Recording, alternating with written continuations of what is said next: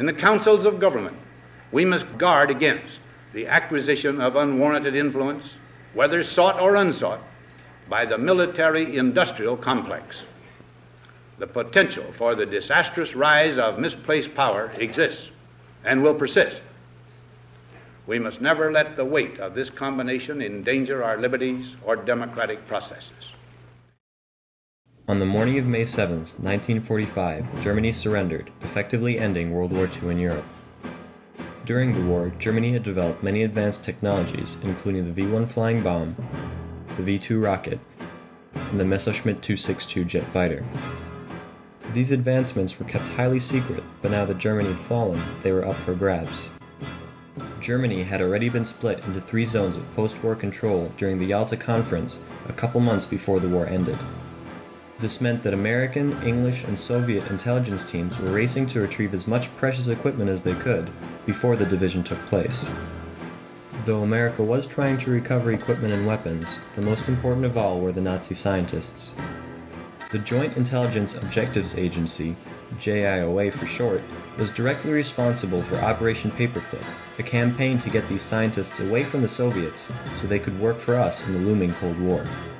However, in order to gain the upper hand, war criminals were never tried, but instead swiftly integrated into the newly formed military-industrial complex. And some of these scientists were even tried and found guilty, but were still brought to the US. By accepting these people into the country, the United States government willingly chose a policy of technology over justice. This raises an important question. Did the integration of Nazis into Cold War America cause an ideological contamination of government?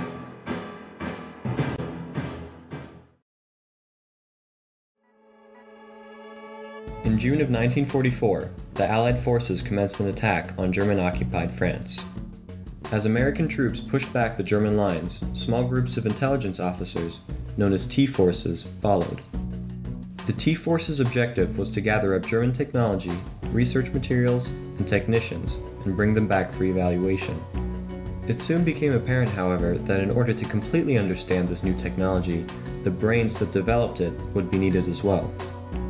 But the president, not wanting war criminals working in the US, flatly refused to sign any papers that would allow such operations. Fearing that without these scientists, the US would be fatally crippled in the upcoming conflict with Russia, the Joint Chiefs of Staff overlooked FDR's refusal, and Operation Overcast was underway. This might have eventually become a problem had it not been for FDR's death on April 12, 1945. Truman was now in control of the White House, and, taken completely by surprise, and not having been briefed about the growing problems with Soviet Russia during his few weeks as vice president, was in no position to seize the reins of government. The Joint Chiefs of Staff decided to ask the newly appointed President Truman to expand Operation Overcast. He consented, and in August 1945, President Truman authorized Operation Paperclip. The Joint Intelligence Committee, which was the intelligence branch for the Joint Chiefs of Staff, set up its own subcommittee, the JIOA, created for the sole purpose of directing Operation Paperclip, with the exploitation branch under Army Intelligence of the War Department General Staff in charge of the physical execution of the project.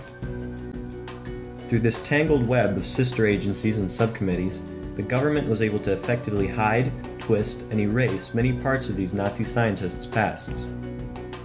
So, though President Truman had expressed his concerns of having Nazis work in the US, much as President Roosevelt did, there was no way he would be able to verify anything these agencies did.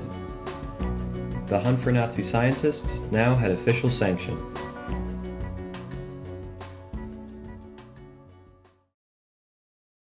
Werner von Braun was arguably the highest profile scientist to be brought from Germany under Operation Paperclip.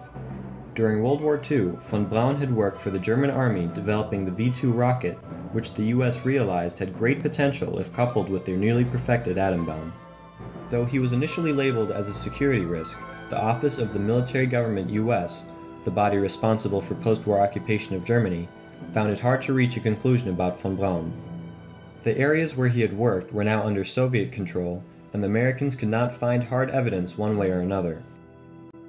Though they did know that the Dora concentration camp was the sole source of labor for the V-2 factory Mittelwerk, there was no evidence directly linking him to it. Although not everyone accepted the government's spin on his past, Tom Lehrer and Mort Saal being two prominent such figures, von Braun's contributions are undeniable. He has since gone to start the space program in conjunction with NASA. He was the chief architect of the Saturn V launch vehicle, and his work on rockets led to the Space Shuttle and the International Space Station. Arthur Rudolph, on the other hand, is a different story. He was Mittelwerk's production director from 1934 to 1945 and was in charge of the Prisoner Labor Supply Office. This meant that he was directly responsible for not only the number of workers in the factories, but also their conditions. He controlled the hours, the food and drink, and, though less directly, the treatment of the prisoners by his subordinates. At first this information was pushed aside, but eventually caught up with him when in 1984, already happily retired, he received a visit from the Office of Special Investigations. Over the past couple of years, they had been gathering information about his war crimes after Elie Rosenbaum, a Harvard law student, tipped them off. After admitting to the utilization of slave labor but not wanting to face trial, Arthur Rudolph renounced his U.S. citizenship and left the country for Germany. But America did not only bring engineers from Germany. Many doctors were brought to the U.S. as well. Hermann Becker-Freising was a doctor who joined the Nazi Party in 1933. He worked for the Luftwaffe on projects dedicated to helping pilots survive in cases of aircraft malfunction and open-sea crashes. On May 19, 1944, Hermann Becker-Freising attended a conference concerning the potability of seawater. In his closing statement at the conference, Becker-Freising expressed his concerns that the experiments were not conducted at realistic enough conditions of sea distress and needed to be tested to a greater extent. Because such experiments would likely result in death, using volunteers was out of the question. Instead, Dachau concentration camp inmates were used. Becker-Freising later assisted in carrying out the experiments. Because of this, he was sentenced to 20 years in prison for crimes against humanity, though he later appealed, and with a little help, had his sentence commuted to 10 years. After serving his time, Becker-Freising was transported under Operation Paperclip to the U.S. and worked for the Army in Texas. In 1947, at the Nuremberg doctors' trial, Kurt Blume, the chief of research on bacteriological warfare in Germany during World War II, was accused of being responsible for experiments on involuntary human subjects and, quote, the murder and mistreatment of tens of thousands of Polish nationals. The human experiments with plague vaccines and various bacteria Blume carried out at the Dachau concentration camp were well known of and documented, but under U.S. pressure Blume was acquitted. 2 months later, he was moved to the United States after the JIOA hid any records that mentioned the Nuremberg trial or his war crimes, in order for him to safely enter the U.S. In all, 1,600 Nazi scientists were brought to the U.S. Each of the scientists had something to contribute to their respective fields.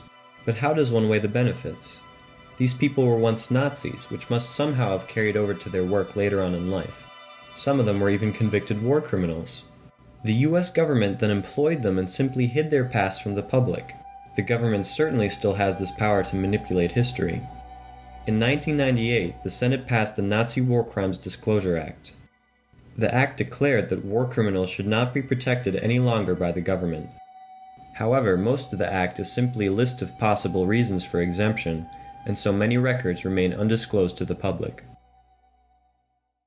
In the case of Operation Paperclip, key government agencies made decisions concerning the greater public good. They decided which war criminals were worth bringing into the country without any real checks on what they were doing. This moral hazard still exists now, and even to a greater extent, for we live in a time of secret prisons and the suspension of habeas corpus. But it is still a government for the people, by the people, and it shall not perish from this earth. In the councils of government, we must guard against the acquisition of unwarranted influence, whether sought or unsought, by the military-industrial complex.